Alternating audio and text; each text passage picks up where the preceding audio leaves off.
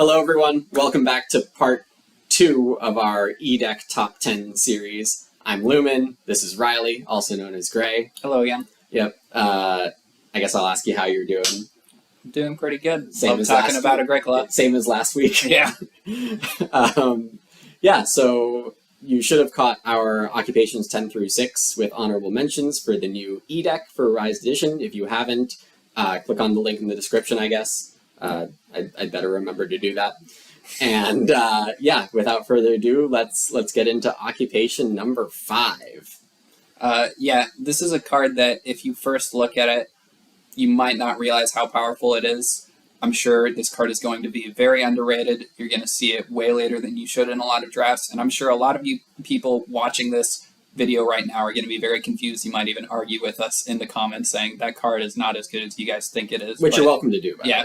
But trust us when, or not, but I will play this card over and over again. I love it. The card is Delayed Wayfarer, or for the Play Agricola people, Old Hiker. And this card is way more powerful than it looks at first glance. It is an incredible tempo tool.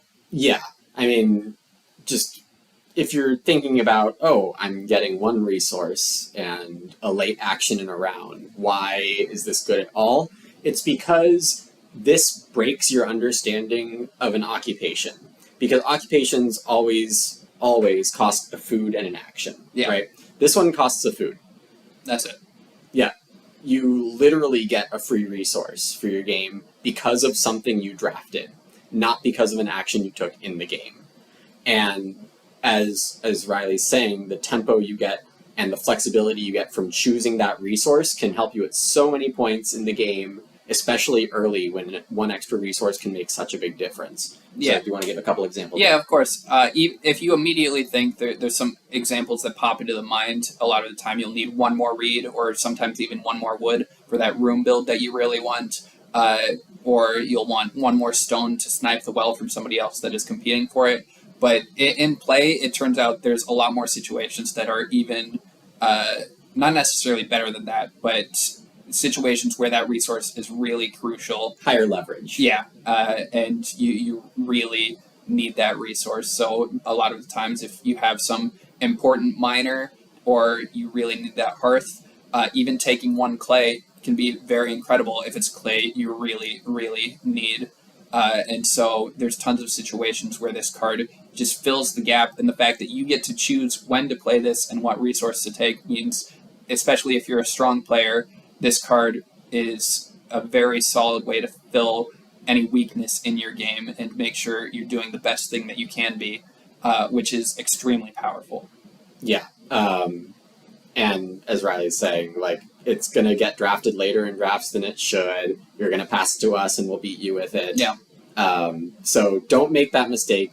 Start playing this card. Learn to love it. The Delayed Wayfarer is awesome, and it is fully deserving, in our opinion, of the number 5 occupation in the set, even though we know it looks like a hot take right now. Yeah, absolutely. The one thing you may be tempted to type in the comments is, hey, it's not a free resource. You have to delay that action. And while occasionally that is true and you're giving up something, delaying that action, you'll find in a lot of games that action is either not delayed at all. You're playing this with the last action in a round and then you get the action you want anyways. There's plenty of situations where you're still getting the action you want, whether it be a situation where you know you're getting a specific action, you are the only one that can build and you want to go to the build space, or you're the only one that can grow and you're going to grow, or if you're just a decent player and have a sense for the table, you can predict what other people are going to do and you can say, hey, I'm still going to get this 4 clay if I just delay my action by 2 rounds of priority. Yeah, I think that's an important point to really make this card good, is that not only do you want to find a good resource to get at the right time, but you also want to find the right round to play it in. Yes.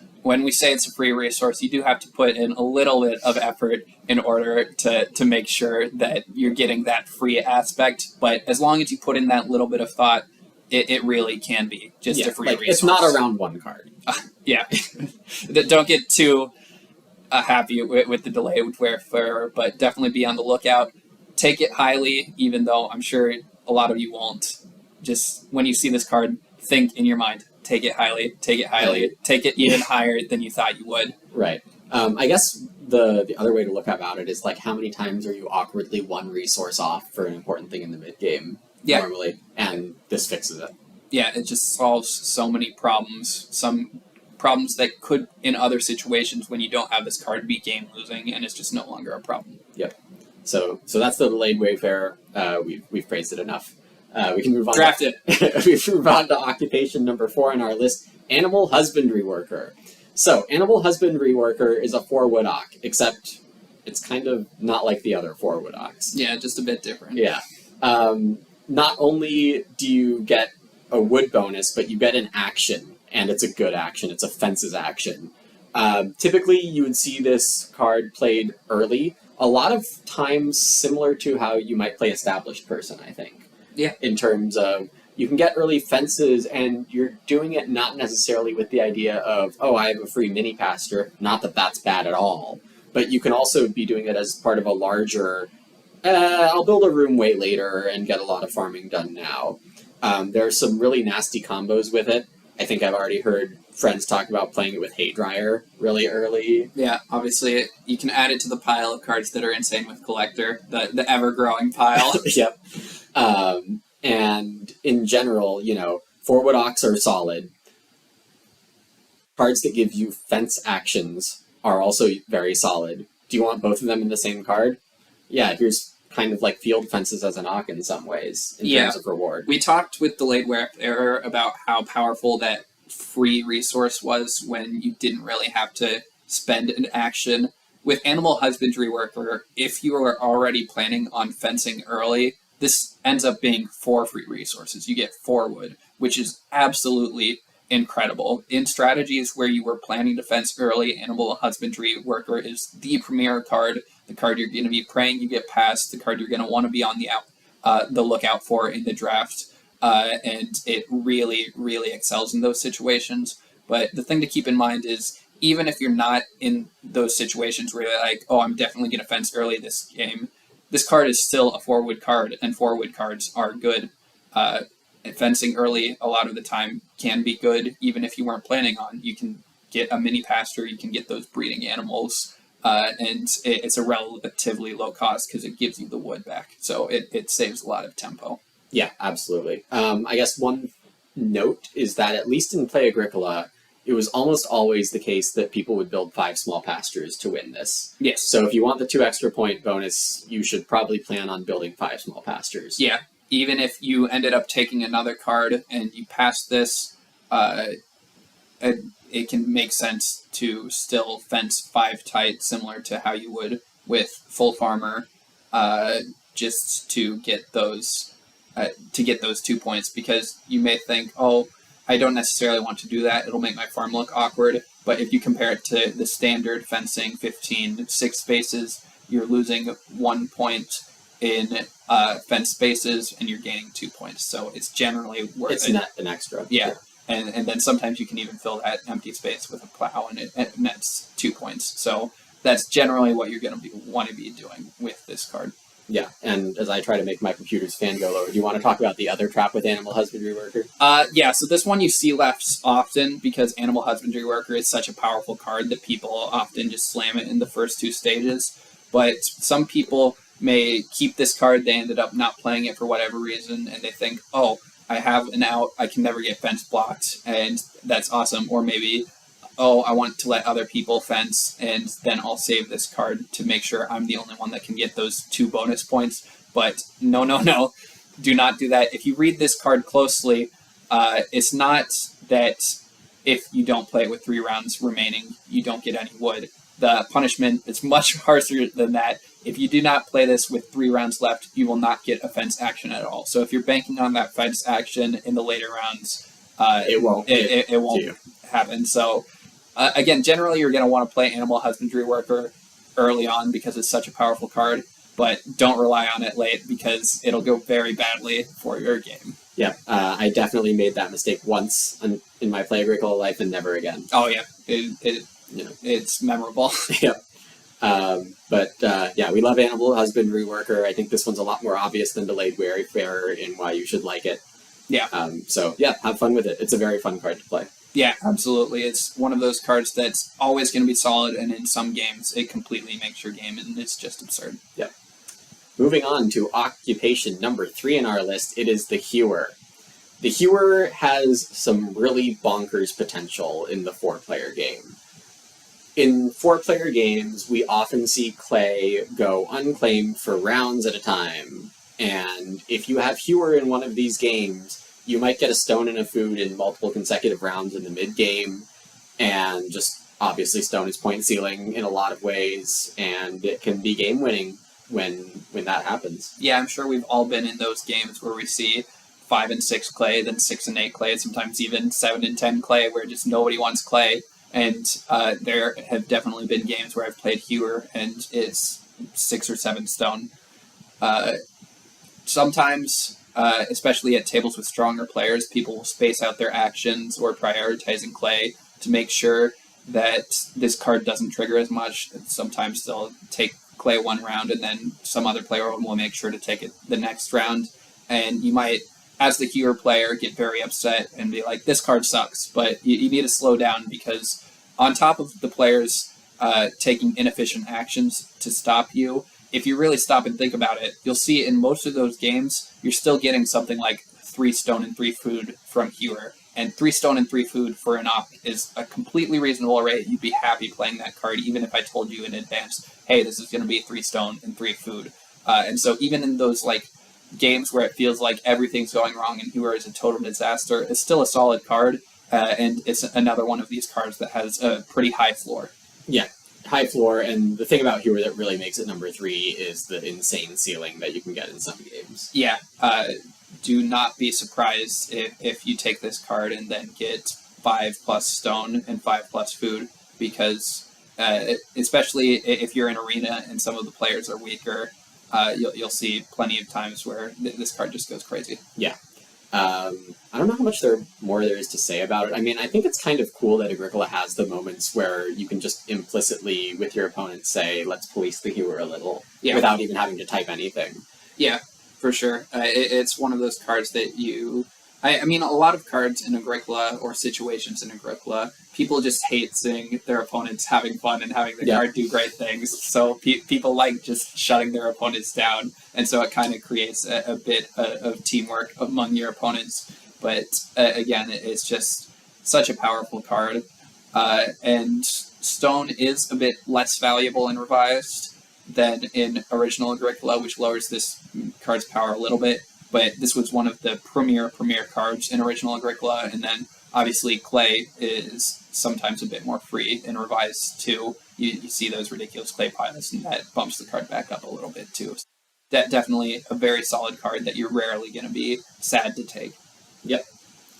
All right, do you want to take us to number 2? Yeah, number 2 is a card that's very close to my heart, one of my favorite cards in Agricola. It is Acquire, a card that is very hard to evaluate if you're just looking at it.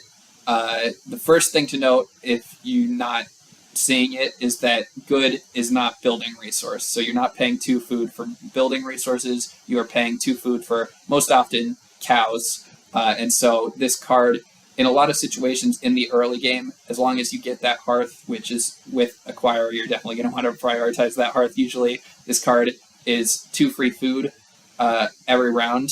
And then people might still scoff at that and say 2 free food isn't that amazing, but the real power of Acquire comes in when you realize that it's not just 2 free food. You are getting those goods, and you can put those goods to use. And so if you're a strong player, or even if you just have experience playing Acquire, you can do things like get those cows breeding. Sometimes you'll acquire veggies and grain and sow them if you have a crop strategy. The biggest power of Acquire is that it is a very flexible card, and really you get to choose what to do with it. Yeah, I mean, I think there's more than 5 times where I've bought a stone for 4 food to make sure I can reno in the late game with it.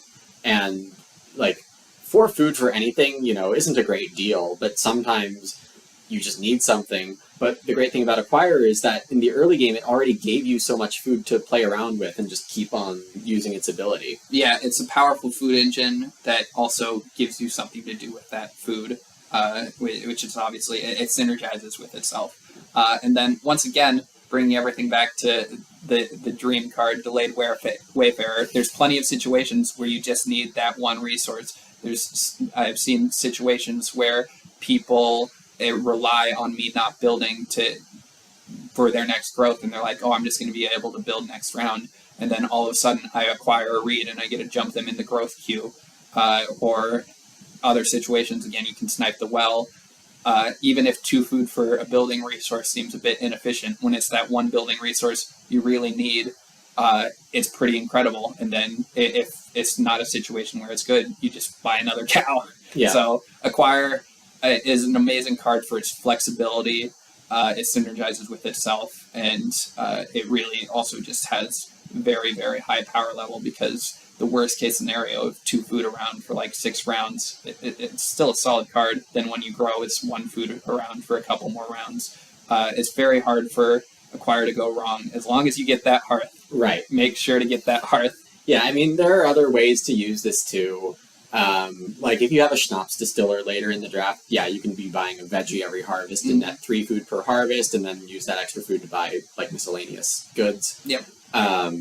I'm excited to play this in Revised because I think there's a lot more animal capacity and early food. So I think there are a lot of ways to get really early breeding cows, maybe even pigs too. Yeah, there's definitely some interesting things you can do with it in Revised. Really, just put a lot of thought into it, because there's pretty much always going to be more to do with this card than you think. I've already played this card once in Revised, actually, in the alpha games, and I played Acquire and played Sculpture Course, and then used Acquire as a stone buyer, because it's the same as cows. You're spending 2 food, gaining 4 food. You don't have to wait for the hearth to show up. Yeah.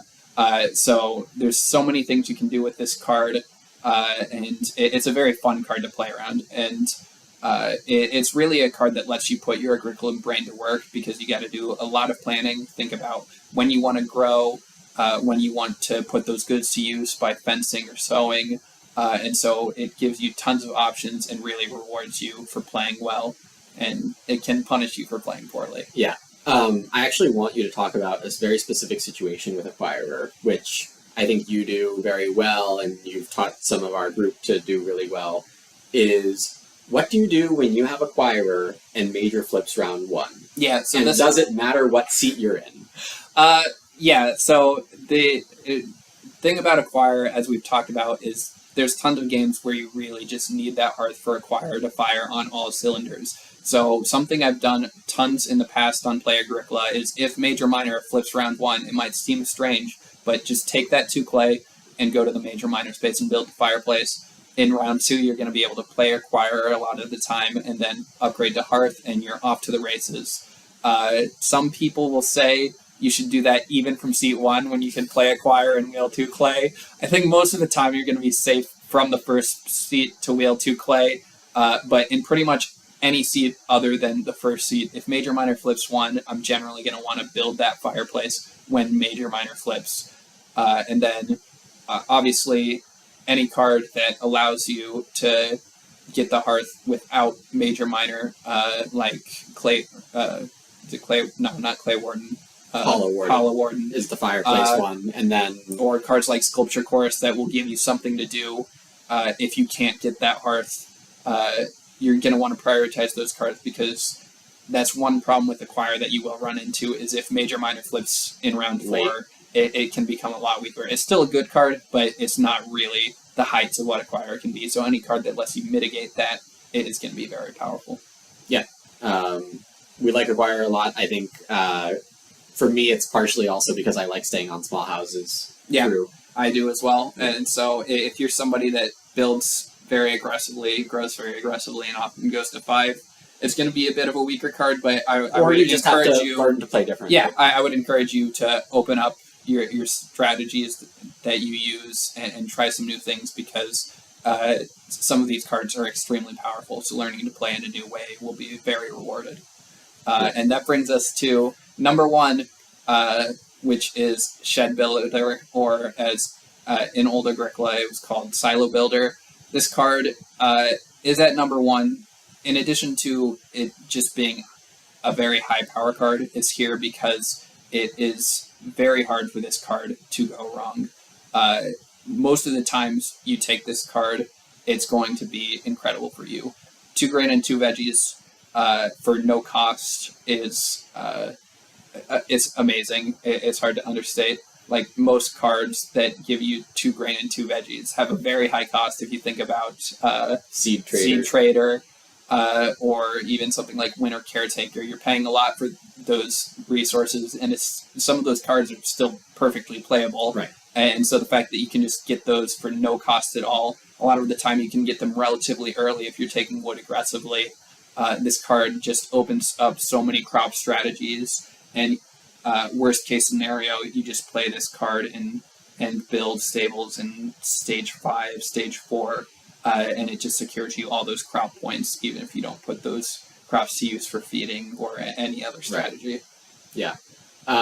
And we think that not only was this card amazing in original edition, one of the best, yeah. But we think that the synergies in this deck, the rest revised as a whole, in terms of how often you might want to build stables or be able to build stables, really bumps it up even higher.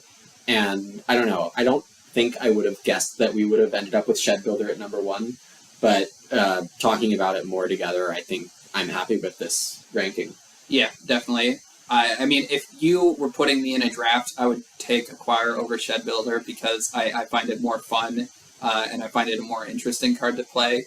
But if you put money on the line, I would be pretty tempted to take Shed Builder, and I probably would, because it's just a very solid card that's hard to go wrong. If you watched our 6 through 10 video, we mentioned some upcoming stable cards in the E-deck that are very powerful, make it pretty easy. And when we talked about those cards, we said part of the reason something like Stallright is worse in Revised than in Play Agricola is because it's much easier to just normally build stables. And while that may hurt Stallright, it's incredible for Shed Builder. Right. You're really going to see so many games where you're going to want to build 4 stables anyway, either for point ceiling or if something like Animal Activist or Ranch Provost is in the game. Shed Builder is another one of these cards that rewards you for something that a lot of the time you already want to be doing.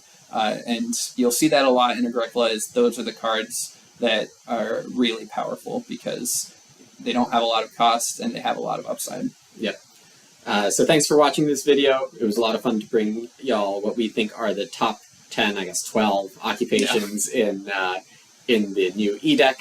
I hope you enjoyed. Leave a comment if you have anything to say at all, I guess. Yeah, let us know what you think should be in the list. Yeah, don't go off topic, please. But regarding this video, please talk about whatever you'd like. And we will see you for more rankings soon.